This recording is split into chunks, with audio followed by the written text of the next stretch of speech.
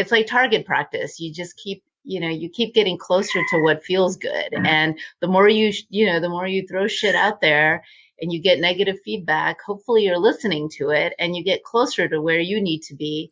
And I think the sweet spot is when you feel good about who you are and the other person feels good about who they are and you all feel good about where you are. You know what I mean? So it's a journey.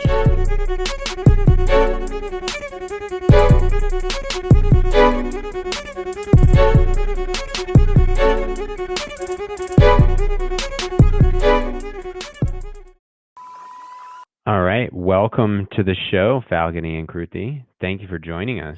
Thanks for having us. Be here. So to start the show, and this is a new little thing that we've just started doing, is going back to the rapid fire around navigating difficult conversations. Now that we've had over 100 of these conversations, we've probably had over 100 answers. Kruti, you talked about knowing what you don't know and being okay being wrong. And Falguni, taking a deep breath and getting grounded.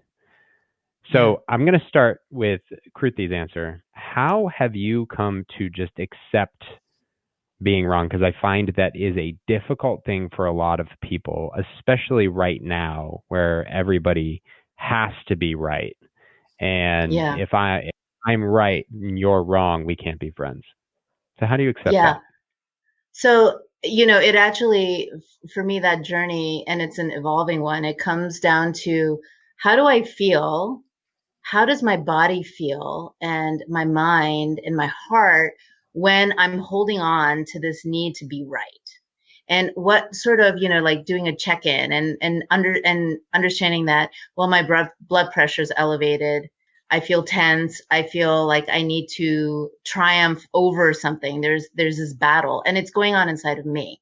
And then what does it feel like to just say, oh, my bad, or I got that wrong, or I screwed up, or, I don't know if we can say this now, but I fucked up, or oh, you can we, can we sort this out? And when you start asking these questions, of yourself and saying those, the private, the quiet, private things out loud and admitting to another person that, you don't have all the answers and maybe you got it wrong someplace, but I don't know, and letting go of the fact that that might indicate weakness. And actually, I feel better. Physically, I felt better. If I can just come to a situation and be like, guys, I screwed up. And then I see the other person feel better. I feel less stressed. And so why not just approach situations that way instead of constantly feeling like I have to hold on to a sense of righteousness or of being, of overcoming over somebody. So it just feels better. My whole jam is that my body cannot handle negative feelings. It takes me a long time to process them. I make myself physically sick. I get depressive. I have a physical reaction to keeping negativity inside myself. So one of the tools in my toolkit is to just approach it and just say, look, I don't know. I think I'm wrong. I think I fucked up. And that just makes me physically feel better. So that's kind of where I lead with on everything. What feels good? Because I think your body tells you, your body tells you. One follow-up to that is, you said it's a journey. How long did it take you to get to that place? All the days of my life.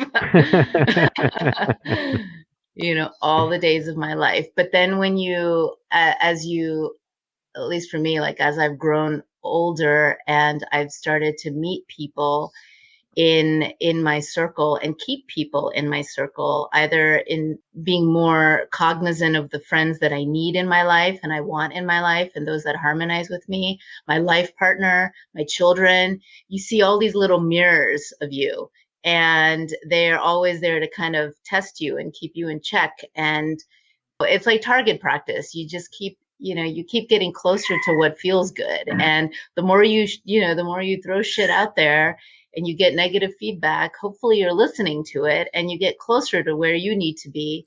And I think the sweet spot is when you feel good about who you are and the other person feels good about who they are and you all feel good about where you are. You know what I mean? So it's a journey.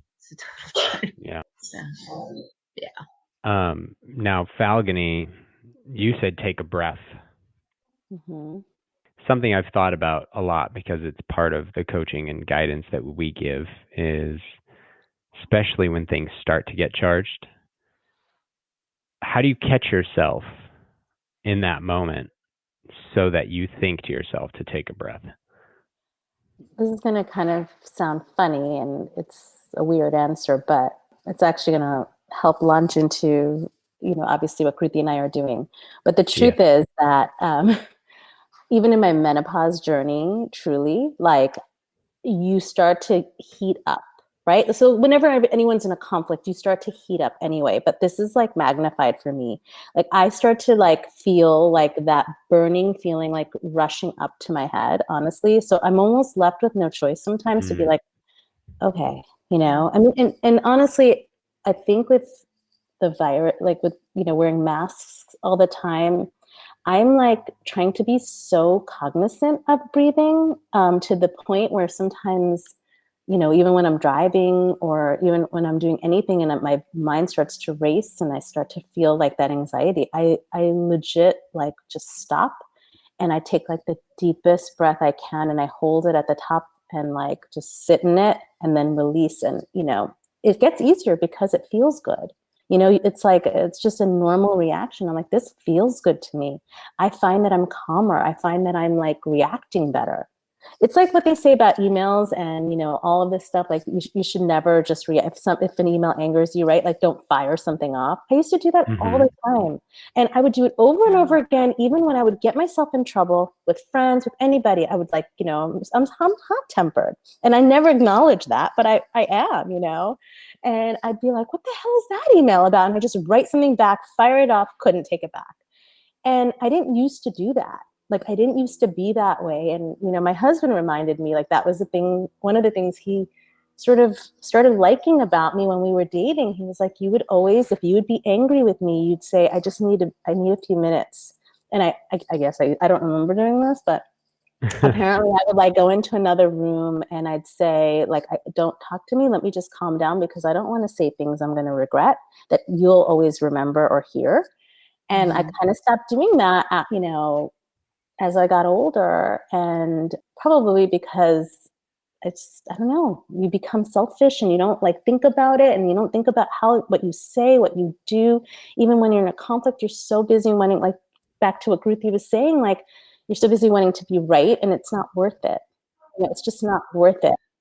That feeling that you're feeling the heat or getting hotter, when did you become aware that you were aware of that happening? And then like probably not, because so much of it is hormonal too, so you don't know like what's going on, but you know that it was magnified for sure. I would say like when I was in perimenopause and like things just bothered me more, you kind of get angry a little bit and that was the thing, and you don't realize that you're angry because you just think you're acting like you normally do, right? But I was getting angry. I was getting angry with my kids. I was getting angry all around. And like I said, luckily, like I have a really supportive spouse who like wasn't like, why are you so angry? He just said, you're being angrier than normal. Like you're getting mad really easily. And so that's when like the deep breaths really had to come into play for me. Yeah. You just used a word, perimenopause. I have no idea what that means. I actually have a very vague idea of what menopause means, but it's like a super male, like I don't know from a scientific standpoint, I don't know what it is. And from an actual standpoint, what it is. So like, what is perimenopause and what is menopause? Like, what is that actually? Can I just say one thing? I love your survey online, and I'm going to take this moment to say, if you're all struggling with the same thing, especially our male listeners, you should check out their survey. We'll put it in the show notes. Yes. Thank you. Great. Thank you. I love that. Yeah. So menopause, technically, I mean, we're not physicians and we're not, experts, and that's not our jam. We're not here to pretend like we are. But menopause is technically the cessation of menstruation, right? And a woman is considered menopausal after 12 months of not having had her period. Okay, so that's pretty clear, right? You had your period, and 12 months later, you're considered to be menopausal. The interesting thing is perimenopause.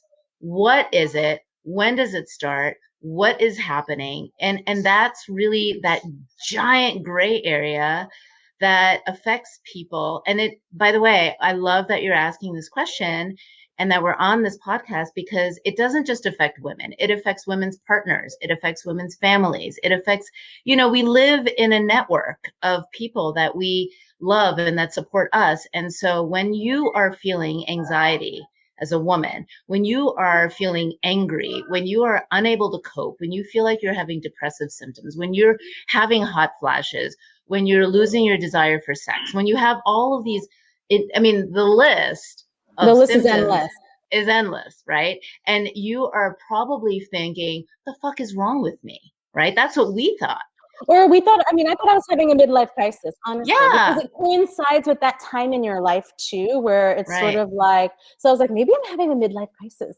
I'm a mess. I don't know. I would literally sit in my bed for hours sometimes crying. And I'd be like, I don't want to get out of bed. Yeah. And my husband would be like, I think you need to see your doctor. Again, it affects everyone around us, right? My kids, I was like, I don't want to hang out with anybody. I don't want to see anybody. I just want to be in my bed. And it's very isolating and lonely, because here's the truth too. You guys say you don't know what it is. There are a lot of women who actually don't know. I didn't really know. I didn't really understand that menopause was like, I wouldn't know I was in menopause until 12 months after I had already started to be in menopause. You know what I mean? Like, you don't know. And you could be in perimenopause for years. That's, and like I had to call my mom and I was like, Mom, when did you go into menopause? Because it's really early for me. I was 45, and Kruti and I are sort of on the younger spectrum. I'm learning. I didn't know that. And my OB finally told me that, but like, I didn't know. I thought I was depressed. I thought I was going through a major midlife crisis. And I literally talked to nobody about it. Yeah. We did not talk to each other. We would have play dates. We didn't tell each other what was going on.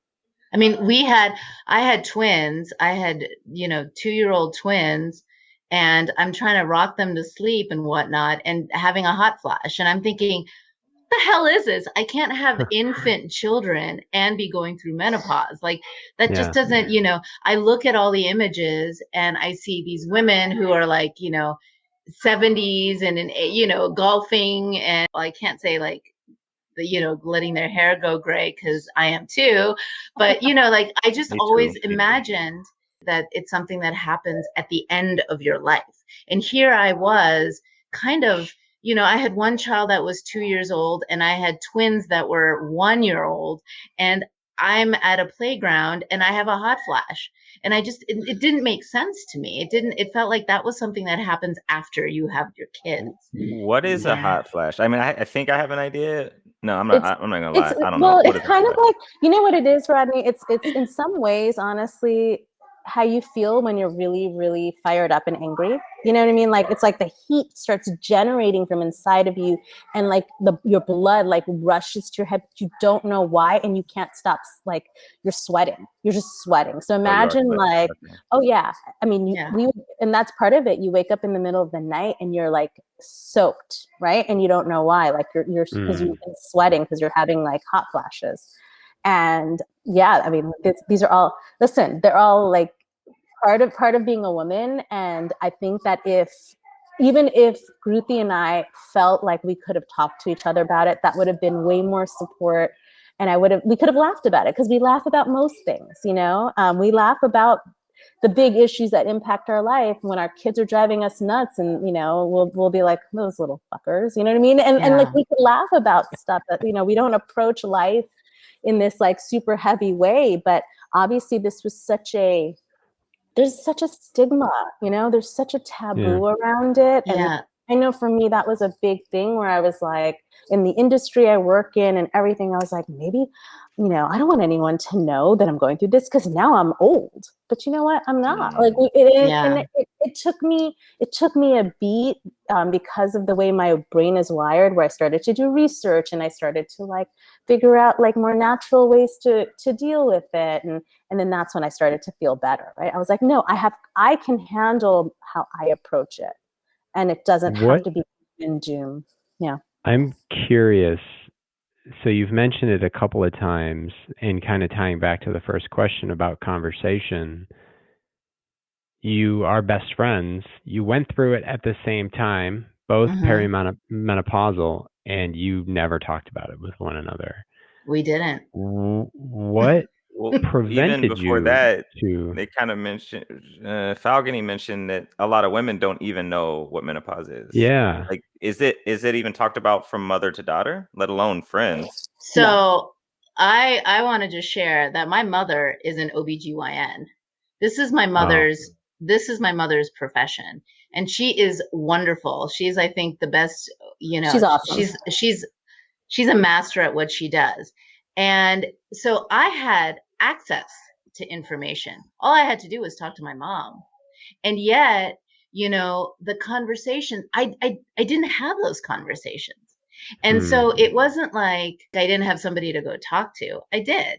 But the way that most physicians are taught to discuss menopause is very clinical. It's very vague. There's pamphlets that people give you, and sometimes they prescribe you hormones, and sometimes they don't. And it was sort of all over the place. And one of the things, just sort of going back to what Falguni said about what is a hot flash, is that not only is your own internal temperature rising, but you feel like the world is closing in on you at the same time. So there's a sense, and I think this is, at least for me, this was a real palpable thing. And I think it's really important because not only are you feeling like you're panicking, but everything is also closing in on you. So you don't feel like you have access to information or tools or help, or that pressure valve is hard to find because you're panicking and you're thinking like, I don't know what's going on and I don't know who to talk to. So much so I didn't talk to my mom. I didn't. I remembered that she went into menopause early. And I remember her saying something about, oh, if I went into menopause early, chances are you will too. But that was kind of it. That was it. And I had all the access. So imagine what happens to people who have no access. Do you know, as we're talking about this now, one of the things, and this never occurred to me honestly, but it's occurring to me now. So you're hearing it here first. But I think that part breaking of what news from Falguni. Breaking news. I think that what ends up happening also is that you're so in it that you don't know how to get out of it, and you're so focused on just trying to and listen, by the way, not everybody feels these symptoms. It's not like one size fits all at all.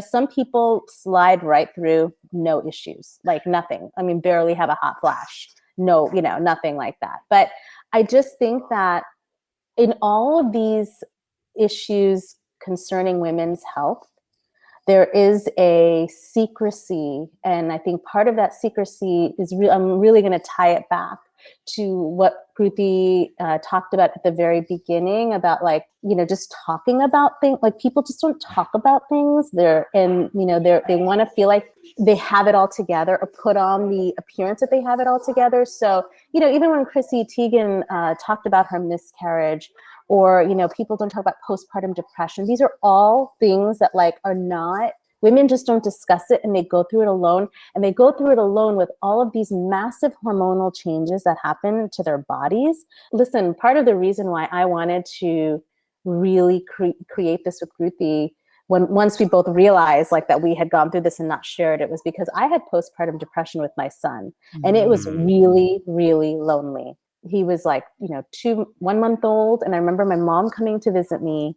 She was staying with me, and, beautiful woman, love her to pieces. But I would cry at 7:00 every single day. And I'd be like, I don't want to be a mom. And mind you, I was the person who created a mommy group, curated it with all of the moms I knew that were pregnant at the same time, so that I would have my own curated mommy group once my son was born.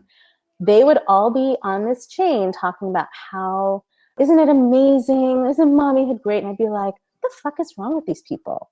It's not so amazing. I was angry, and I was like, this makes no sense to me. So I never hung out with them. And my mom would be like, what are you so unhappy about? You have a husband who's so taking care of your son, and you have a boy, because, we're Indian, and boys matter.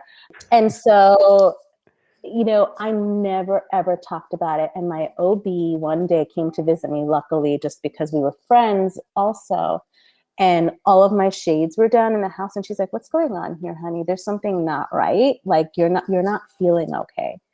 And after that, she was encouraging me to talk to other moms. And so I noticed that the more I would say, yeah, I had postpartum depression, it would open up the floodgates. Or the more I would say, yeah, I had a miscarriage, it would open up the floodgates. And so now I'm saying, yeah, I'm in menopause because I want to open up those floodgates because it matters. Like, to feel like you have a support and a community. We all talk about like raising one another up, you know, fixing each other's crowns. Well, guess what? It starts with our health and it starts with our well-being. So anyway, sorry, that's my. Thank you for sharing that. You know, I think there is, you know, it's one of those things about miscarriages that it isn't talked about because of all of the emotional things that go along with it. And it's far more common than it feels in the moment, right?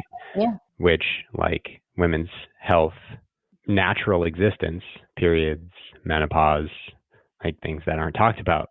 How much of that is a component of the historical cultural element of those are women's issues, stay away from it, like especially dominated by male dialogue, but that kind of does that perpetuate within friend circles and females? It sounds like it does, but I don't know how much that plays an element or plays a role. Yeah, I mean, I think there absolutely is sort of a pervasive stigma when it comes to talking about the passages, the sort of the physical and emotional passages of a woman's life, you know, and that's that's a giant conversation that has, you know, sort of philosophical avenues, you know, I mean, it goes everywhere. But I feel like we are, you know, you can talk about a girl getting her period. There's a gigantic multi-billion-dollar industry related to maternity and related to having children. And we can talk about, you know, women choosing to give natural births or not, or, you know, all the different, the different ways in which women can approach that part of their lives. And certainly motherhood is something that is lauded and because it's mythicized, right? And yet when it comes to menopause, there's this like culture of silence. And it's a culture of silence at best. At worst, it's you know, women are maligned, they're physically cast off, you know, they're ostracized. I mean, there's so much that's there that needs to kind of be unraveled. But if you think about it, like this I think is what is just so mystifying to me, that if there are 8 billion people on this planet, almost 50% of them are women. Okay. If you will get your period, you will experience some form of menopause. So can we safely say that at least 3.5 billion people on this planet will at some point experience some form of menopause, right? Also, another stat is that if the average life expectancy of a woman is I think it's 81. So and the average age of menopause right now is 50, but perimenopause can start many, many years before that, right? So it's like, guys, let's do this math. Half of a woman's life is going to be spent perimenopausal or menopausal. And yet we don't talk about it. We make it seem like it's something they do when they're at death's door and they don't have vivid, robust relationships, physical, emotional ties. They're not at the top of their game career-wise. They don't have families, young and old. I mean, it's like, why is the conversation so fundamentally out of sync with what women's realities are? You know, it's just. I mean, to Keith's question, Keith, it's funny. I wrote down the same question, except I was going to say you asked a question that I was going to ask. So we're twin braining all day. How much does it have to do with lack of safety? And you touched on it, Kruti. Like I mean, there are scriptures in many different faiths that talk about the uncleanliness of a woman when she's on her period. Like I mean, we can kind of talk about it, but not really. No. No, you can't. I mean, listen, my mom never talked about it with me at all. And even when I asked her, she didn't remember. But yes, it is, in my religion, my brother, if I had my period, no, I couldn't go to temple. I wasn't allowed to go to temple because I was not clean. And nobody could. What did that do to you? Like, did that make you mad, or did it confuse you? It was embarrassing, right? Because I grew up in a house with two brothers. So they knew if I wasn't going to temple, they knew why. If I didn't have a tummy ache, if I wasn't sick. So they'd be like, oh, she has her period. So you're unclean and you can't hide it. Correct. I mean, built-in ostracization. 100%. Yeah. Antiquated. But I mean, here's a scenario of the sort of the cultural norms not catching up with the physical reality of our time. My mother grew up in an era in India where they had a public sewer system. Their bathrooms were outside. So if she was on the rag, which it was on the rag because they used rags, she had to go outside in like the communal bathing area and wash her rags. Everybody knew when she was having her period, and there was no effective way to kind of manage it. So therefore, it was frowned upon for women to actually go out to public spaces because they considered it dirty. You could bleed everywhere and da da da da da. Well, that's not anybody's reality now, right? And so why are we still saying to people that you're less than when you're having your period? Then you fast forward to menopause, and women can no longer give birth when they're in menopause, right? And so but they're still being discarded. You're still being told that it's the end of something. I mean, look at the word, menopause, right? It indicates the cessation of something. And yet, and so culturally, there's a stigma that this means that I'm less than. This means that I'm no longer a real woman. This means that I'm no longer able to enjoy the vitality of life the same way I was before. And those are like, it's absolutely a cultural thing. And it comes from, it's like, I think it's like in our collective DNA. We're all programmed to think like, oh my God, this is happening. This is terrible. It's terrible. It's the end of me. I'm no longer who I was, and it's you got to shave away at it. Interesting. As the two of you talk about this, I think about it, especially from the male contribution to the stigma, obviously from my perspective, that groups of men can get around and talk about farting, going to the bathroom, right? Like, but then as soon as a period comes up, it's right, like, oh, women's issues, oh yeah, PMS, right? Just those slight jabs that say, yeah, we don't need to talk about that stuff from a historical context. And which leads me to a question though, because you talk about this transition, and certainly I'm curious to know what the conversation was like when you were a teenager starting to get your period with your moms. My conversation with my mom was very awkward. I was 10 and a half when I got my period, so I was very young. And, she essentially was like, don't get pregnant. I was like, okay, I'll try not to. Like, what is that? Right. I did love babies. I had a lot of little cousins, and I was like, okay, I don't want to get pregnant right now. I'll play with my little baby cousins, and she didn't tell me until I had a boyfriend, my first boyfriend. That's when she like explained it to me. But we never talked about it. And, even when I was dating my now husband, when she was like, are you sexually active? No, she said, are you active?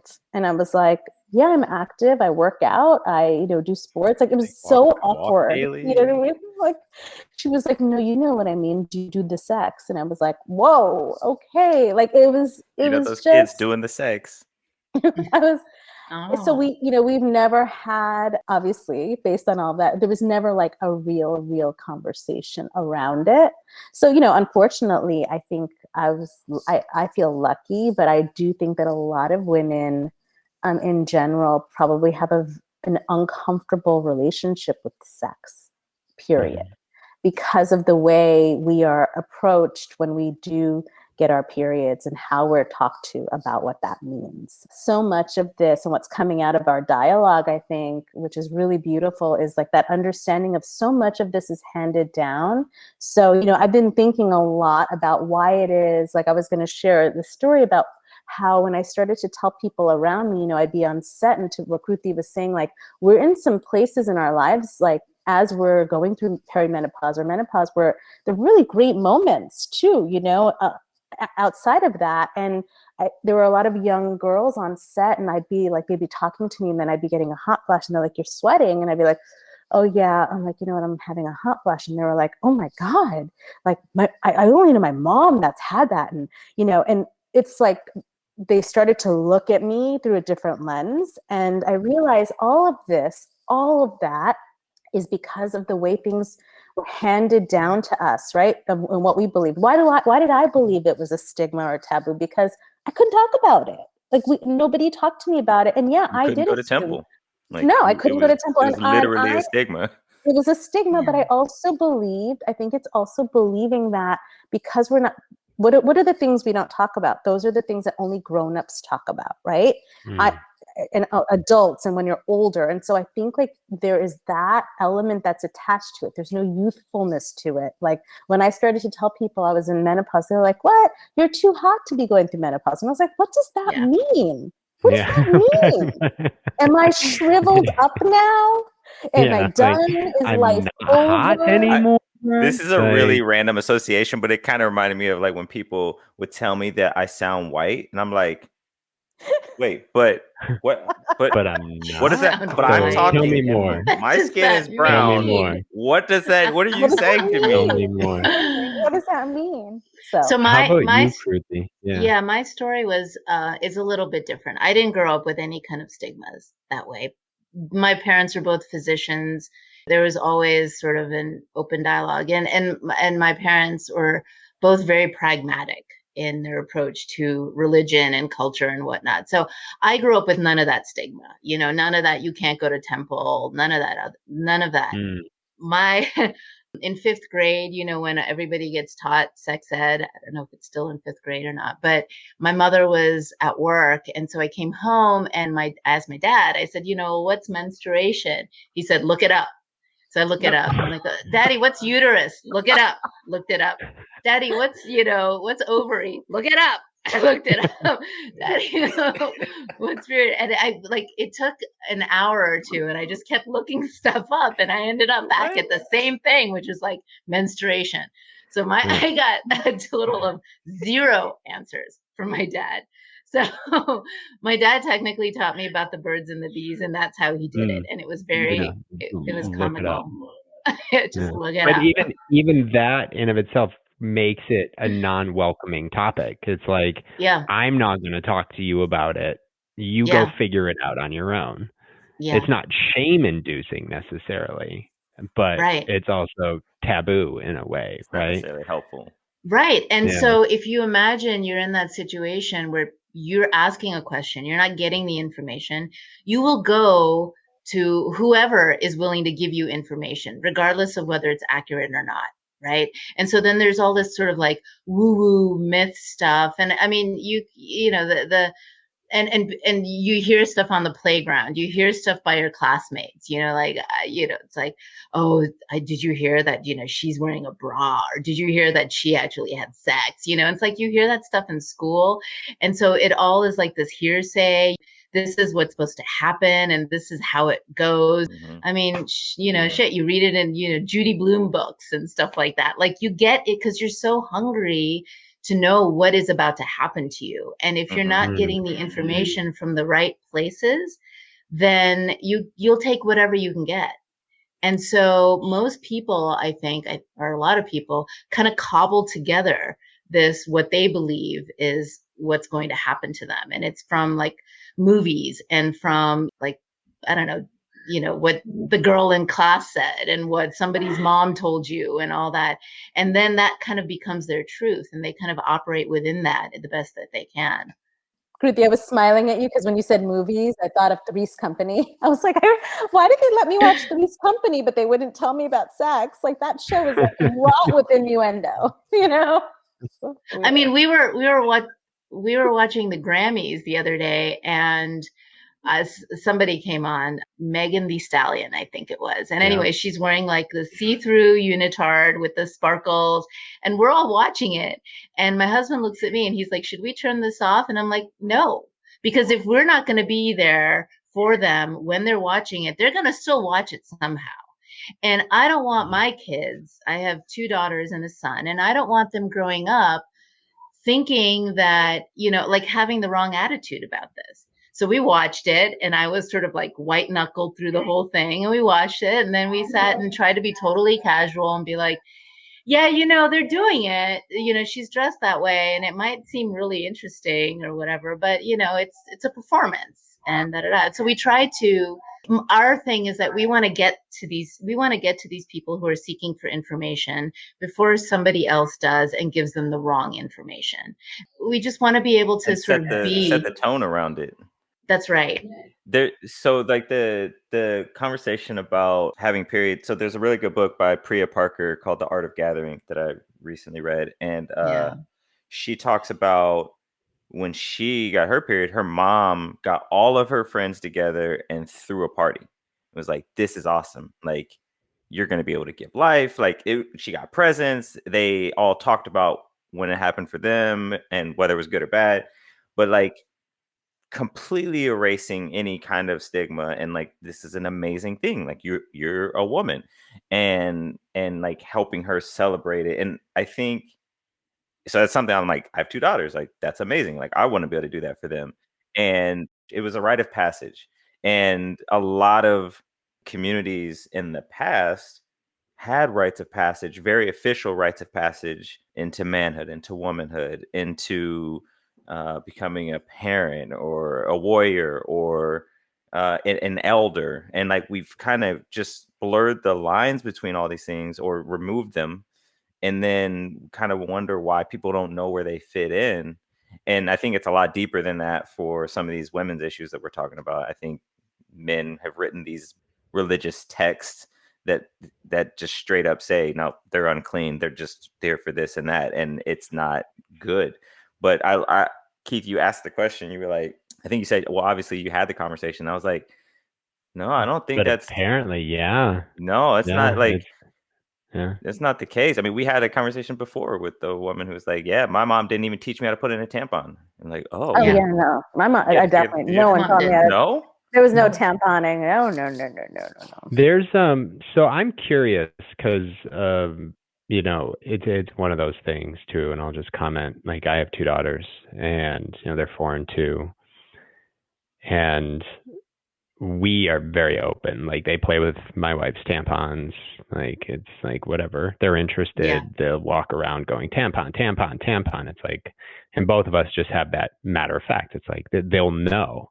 And it's a vagina, it's a vulva, it's not a hoo-hoo or a ha-ha. It is what it is. Agreed. Yeah, Agreed. because that's exactly what it is. And if she touches it, she touches it, and she's curious about it, and we talk about it.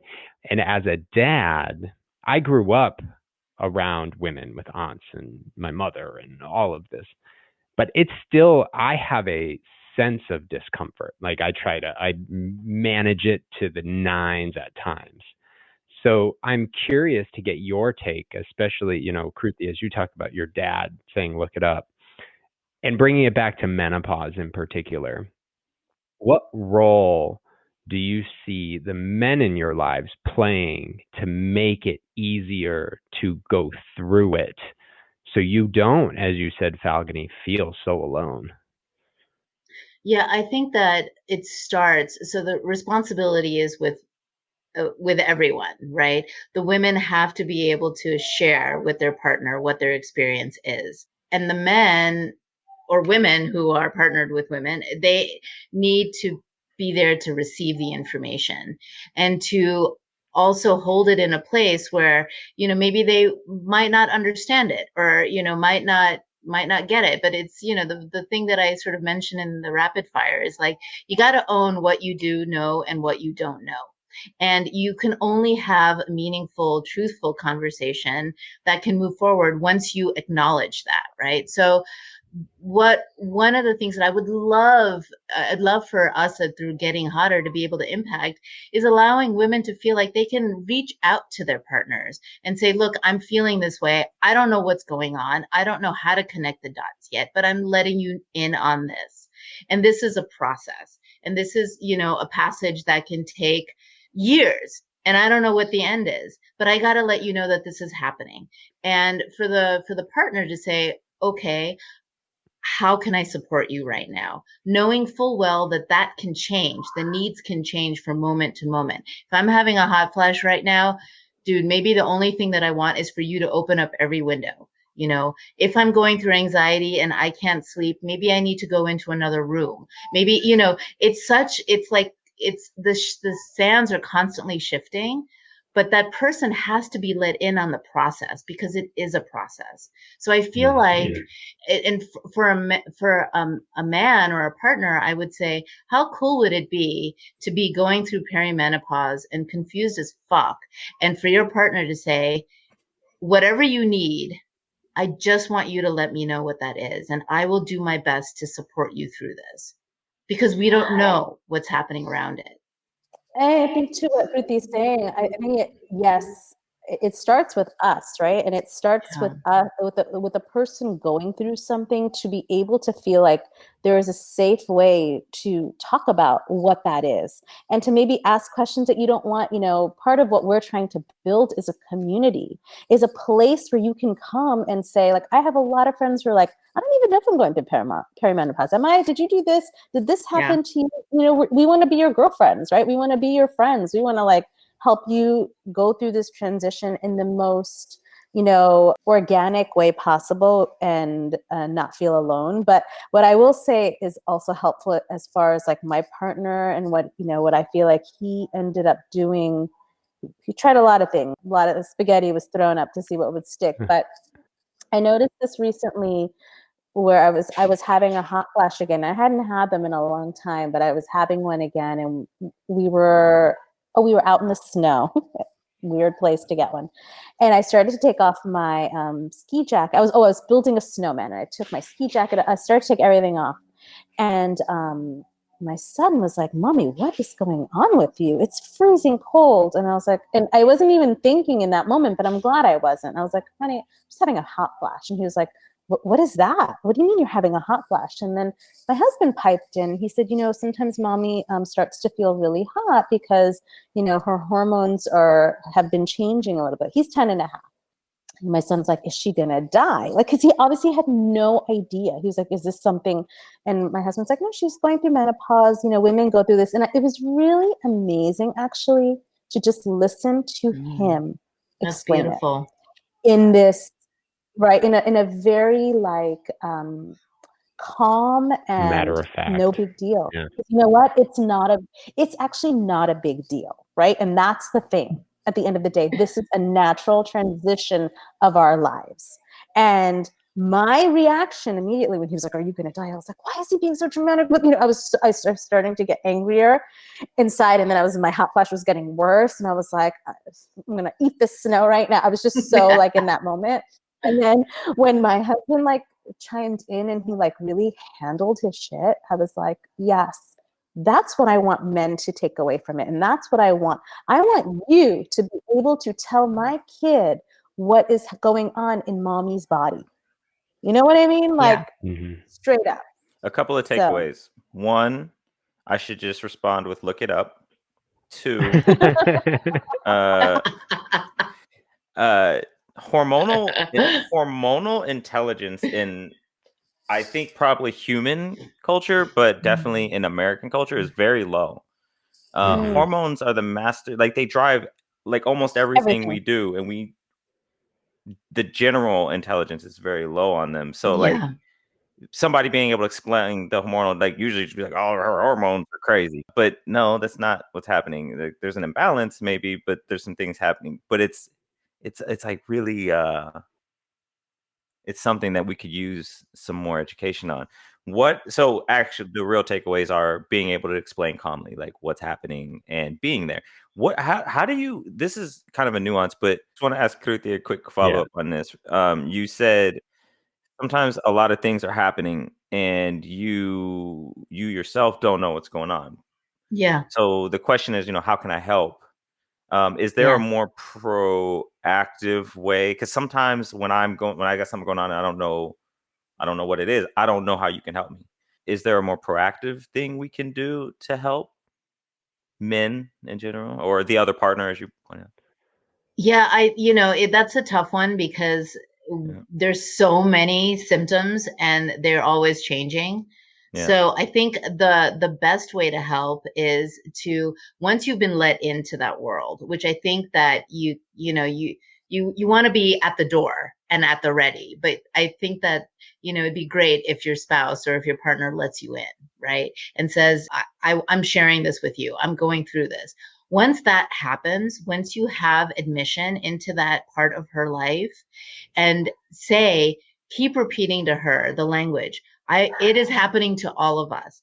I want to, whatever it is, I want to support you. It's shifting. It's changing. Have that discussion and make it, or between us, like the word normalizing is kind of, it's overused, but really truly make it a part of your world, make it a part of your experience, making it safe, using it. If you have children, my kids the other day, they were playing something and one of them, I heard somebody say, oh, well, she's just has menopause right now. Like we use the word in our house. It is part of a working vocabulary that our family is using. And so we can talk about it at any time. I talk about it. My parent or my kids ask me, what is getting hotter? What are you guys working on? And so we have to have this discussion. And guess what? My son knows about periods. My son knows, about menopause, and he is 7. So I think that not only saying, I want to support you in your experience of this, but making it normal for everybody around, making it normal, bringing it into the vernacular, like Falguni mentioned. I think that is really important. I also just think do your research. Do your research. Yeah. Like, it was really helpful for me to, sometimes I didn't want to do the research. I was like, I don't want to look this up. I don't want to know a statistic. I didn't want to know anything. And I loved it when, when Richard would come and say, look, I think that eating this might help, or even, honestly, when he lightened it up a little bit, because it got so heavy after a while. Humor. And I feel like, I needed it to, you can just tell your partners they're getting hotter. Boom. Boom. I think letting your partner know that you find them attractive, that you find them desirable, that there is, that all of those things, that it's not about loss, because it is ultimately, we're programmed to think that we're losing something, we're shedding a skin, and it's a passage, and there's a mourning process that goes through that you go through. And, women, we're so used to things happening to us physically, right? You get your period, you get pregnant, and then you get menopause. So we're so used to shape shifting that letting your partner know that through this current bout of shape shifting, there's still this person, there's still this beautiful, vibrant, sexy, amazing, incredible, potent woman that's eternal. I think that's heavy. That's the answer I was looking for without realizing it. Yeah. And this is the next iteration of our lives, right? And it's beautiful. And as my acupuncture likes to say, you can have all the sex you want without worrying about it. Sure can. There you go. So I will say, first, key takeaways for all the ladies out there listening, reach out to Falguni and Kruti, and we'll put their website in our show notes so you can connect with them and learn more about it, so you don't have to feel lost, whether you're going through it or your parents are going through it or whatever the case. And to all my homies out there, like, just be cool with it. Like, just settle in. It's there and it's part of life. And just like your significant other or parents, cycle, whatever it is, like it's just part of life. And like just support and be on point. But thank you both. Yeah, absolutely. I also just wanted to mention that we have on our socials on Facebook, we have a community that we're trying to build out. So, people want to reach out to us on that, ask questions, share Where can they find thoughts. that? It's on Facebook. It's at Getting Hotter, Getting Hotter official on, right? On Facebook. And, we're trying to build it out again. We're not experts, but if there's a question, we'll find an answer, we'll try and hook you up with somebody who does know the answer. But really what we want to do is create a safe place for women to find one another and find answer and support and sympathy. And it's not just women, it's men too, right? Yeah. It's women and everyone that loves them. Anybody. Yeah. So yeah.